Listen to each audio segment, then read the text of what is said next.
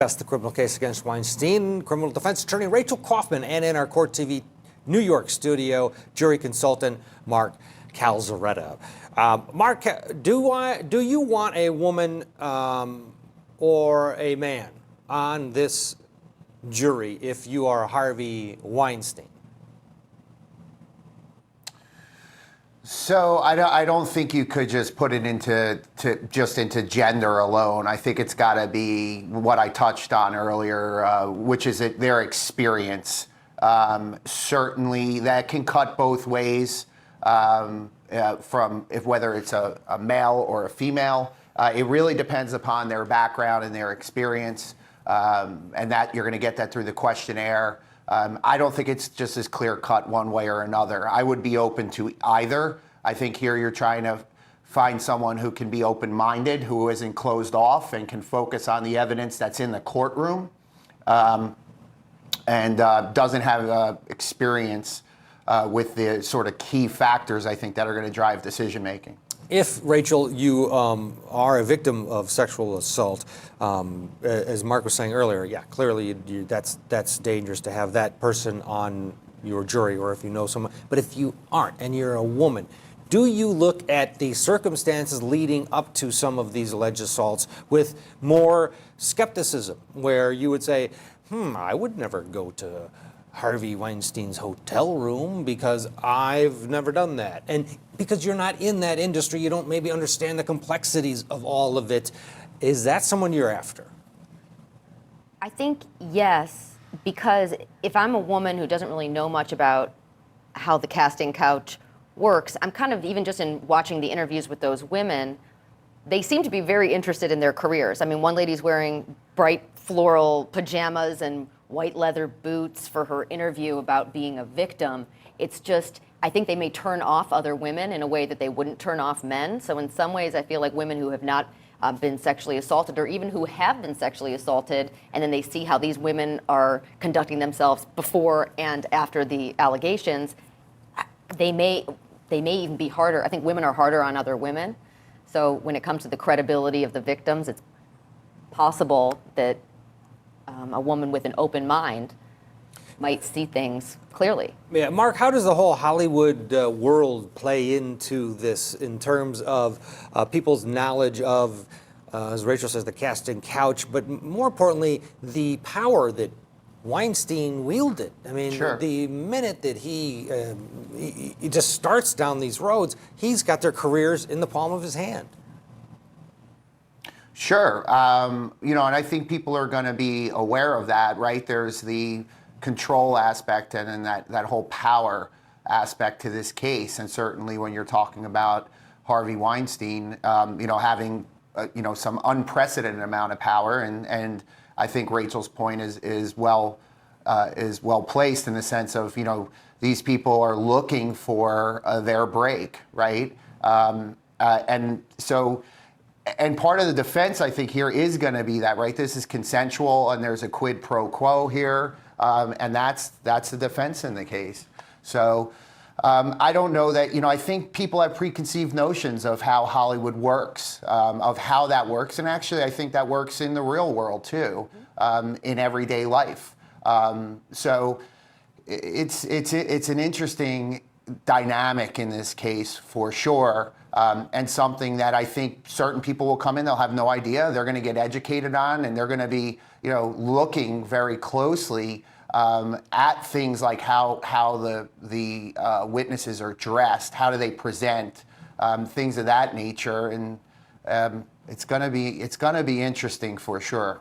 Absolutely. All right, we're going to take a break. When we come back, we will take you live inside the courtroom for our new case, Florida versus Donald Hartung. Stay with us.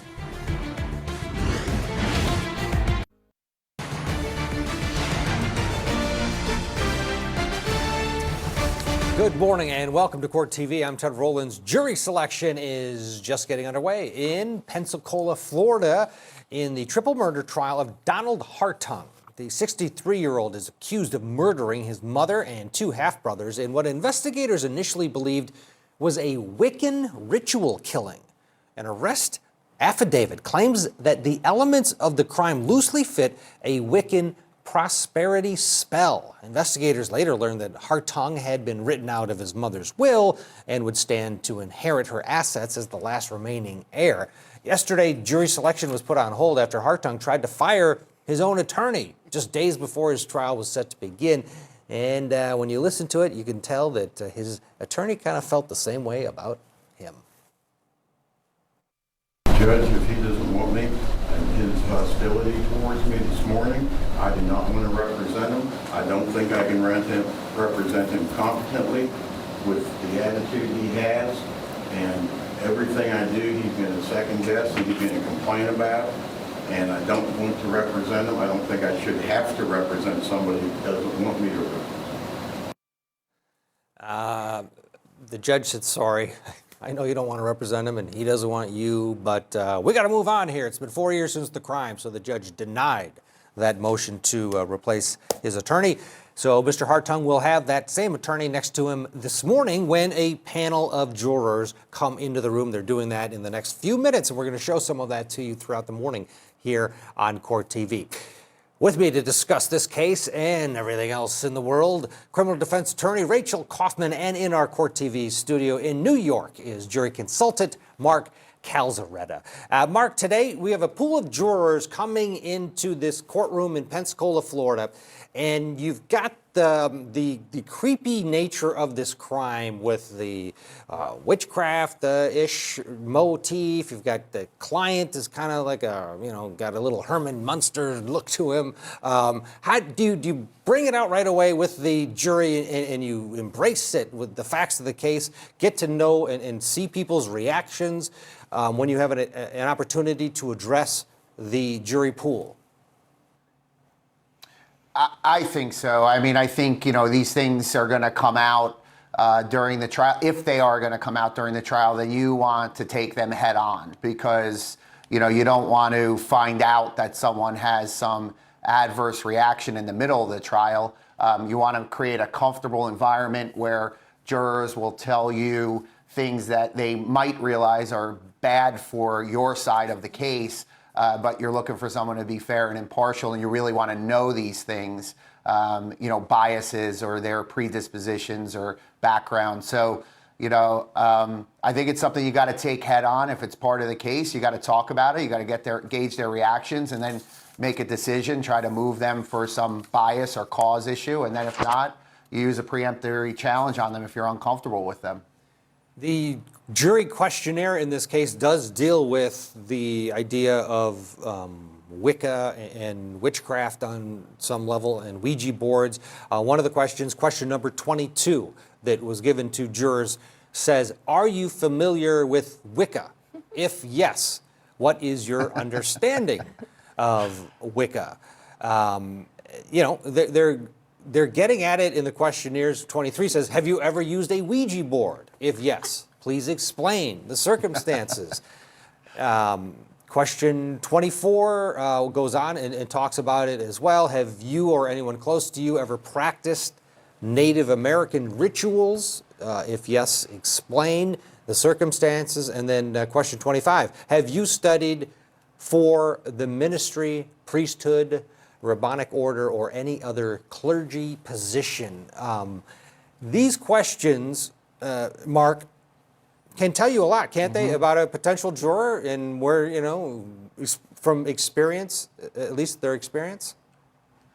Sure, for sure. And, you can't make this stuff up, can you, right? I mean, it's, all this stuff is in this case. I'm going to go out on a limb and say that most people probably are not that familiar with Wicca, or at least hopefully, right, on the questionnaire. But I think all those things are important factors. They're things that you want to know about prospective jurors. And the fact that they're in that questionnaire gives you, some very good background on sort of what their experiences are, what they're into, certain religious beliefs. I'm not sure about the Ouija board. I think many people probably have used those in their lifetime, but it's how you've used the Ouija board. I think that would make the difference. in this case. So. Yeah, and as we take a look at the defendant sitting at counsel table, yesterday he told the judge that he has written thousands and thousands of pages on his own behalf in his defense, and you can see he's going over some of the written material before him. And soon he will be face to face with the jury pool. Rachel Kaufman, when you look at him, you look at the facts of this case, it's a little bit bizarro. How do you, as a defense attorney, embrace these facts, even though you don't love your client? Well, so I would just, before we go anywhere, my answer to the Ouija board question is that I played it at a sleepover when I was in third grade with my friends. Which I think is most, that's what you at some point somebody had a Ouija board and yeah. But I think it would be helpful to know if any of these jurors kind of understand like a compulsive behavior, either through, some people are kind of religiously radical. The Native American thing kind of threw me off, but anybody who kind of can understand OCD or compulsion, the need to do something based on your belief, could be a very helpful juror to mitigate if the defense is going to admit to him doing it, which I don't think they're going to do, but it could mitigate when it comes to the death penalty if this guy felt like he was compelled to do something based on his beliefs, and other jurors who have those kind of experiences in their life might be more open to that possibility. Yeah. So that's what I'm looking for. But no, his looks are a little bit scary. All right, well, we're going to, while we do this, let's jump in and they are in session right now. Let's go live into court. They're talking about the jury selection process. Let's listen in.